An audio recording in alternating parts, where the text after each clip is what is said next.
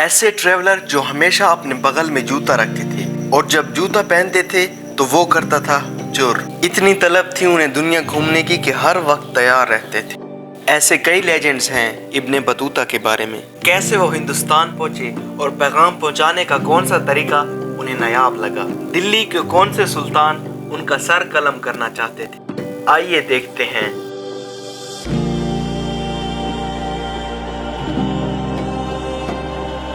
ابن بطوطہ 1304 میں موروکو میں قاضیوں کے گھر میں پیدا ہوئے۔ ابن بطوطہ نے اپنے گھر والوں کی طرح قاضی یعنی جج بننے کی پڑھائی کی۔ اس کے بعد 1325 میں جب وہ 21 سال کے تھے، ان کا 1,20,000 کلومیٹر کا آئیکونک سفر شروع ہو گیا۔ سب سے پہلے وہ ایک خچر پر بیٹھ کر حج کے لیے مکہ گئے۔ حج کے بعد انہوں نے ایجپٹ کا دورہ کیا اور اس کے بعد تو بس انہیں گھومنے کا نشہ لگ گیا۔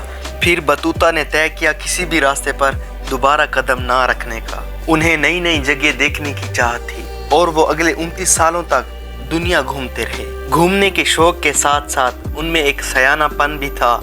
وہ سمجھ گئے تھے کہ دنیا چلتی ہے لین دین سے، اس لیے جب بھی وہ کسی نئے ملک میں جاتے تو وہاں کے سلطان کے لیے تحفے لے جاتے اور وہ سلطان خوش ہو کر واپسی کے وقت انہیں زیادہ تحفوں سے نوازتا تھا۔ ایسا چلتا رہا۔ ایجپٹ کے بعد بطوطہ ساؤتھ افریقہ اور سادرن عربیہ گھومنے گئے اور پھر ریڈ سی کو کراس کر کے ٹرکی گئے۔ ان کو گھر سے نکلے 7 سال ہو گئے تھے اور سفر میں انہوں نے کئی لوگوں سے دہلی سلطنت کی شان و شوکت اور وہاں کے سلطان محمد بن تغلق کے بارے میں سن رکھا تھا اور اب وہ ہندوستان کو اپنی آنکھوں سے دیکھنا چاہتے تھے۔ وہ افغانستان سے ہوتے ہوئے 13 ستمبر 1333 کو ملتان پہنچے۔ یہاں انہیں سلطان کے ویزا سسٹم کے بارے میں پتہ چلا۔ یہ اتہاس کے سب سے پہلے امیگریشن سسٹم کا ذکر ہے۔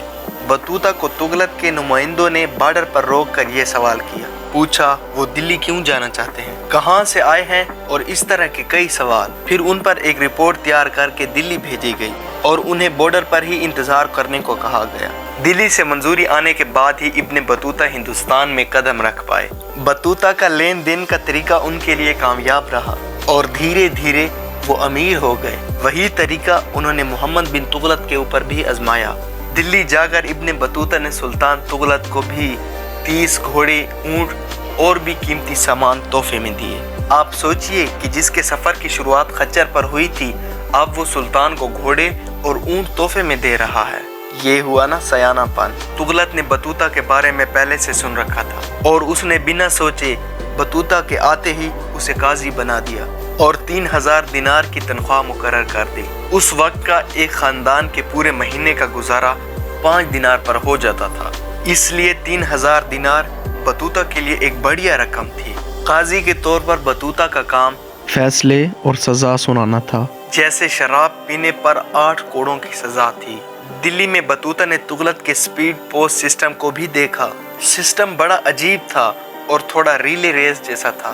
آپ ڈاکیوں کو اپنا پیغام دیجئے، اس ملازم کے ہاتھ میں ایک گھنٹی والا چابک ہوتا تھا جسے شور کرتے ہوئے وہ 3 میل تک دوڑتا تھا۔ شور سن کر سب اس کے لیے راستہ چھوڑ دیتے تھے۔ دوسرا ملازم اس گھنٹی کی آواز سننے کے بعد بالکل تیار رہتا اور وہ پیغام لے کر اگلے 3 میل تک بھاگتا تھا۔ یہ سلسلہ تب تک چلتا رہتا جب تک پیغام اپنی منزل تک نہ پہنچ جاتا۔ اس ترکیب سے 50 دن کا کام صرف 5 دن میں ہو جاتا تھا۔ یہ تھا اس زمانے کا سپیڈ پوسٹ سسٹم۔ ابن بطوطہ نے تغلق کی بڑائی کے بارے میں پہلے سے سن رکھا تھا، لیکن اس کے پاگل پن کو ابھی دیکھ رہا تھا۔ تغلق کا ظالم چہرہ سامنے آنے لگا تھا۔ وہ کوئی بھی فیصلہ کبھی بھی لے لیتا تھا۔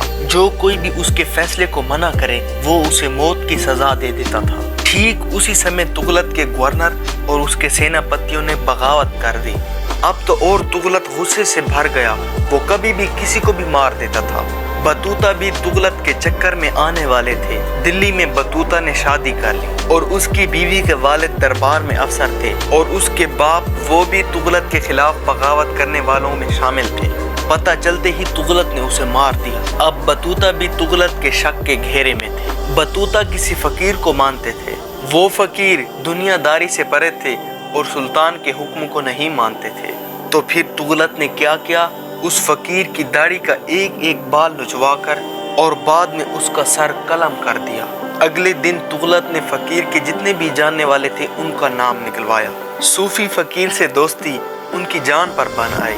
ابن بطوطہ کا بھی نام ان میں شامل تھا۔ بطوطہ کو جیل کی سلاخوں کے پیچھے ڈال دیا گیا اور ان کو ڈر تھا کہ موت کا فرمان کب آ جائے۔ پھر 9 دن بعد وہ وقت آیا جب تغلق کے سامنے بطوطہ کو دربار میں پیش کیا گیا۔ کیا حشر ہوا ابن بطوطہ کا؟ کیا وہ اپنی جان بچا پائے؟ کیا تھا تغلقی فرمان ابن بطوطہ کے لیے؟ ان سب سوالوں کے جواب جاننے کے لیے دیکھیے اس ایپیسوڈ کا پارٹ 2۔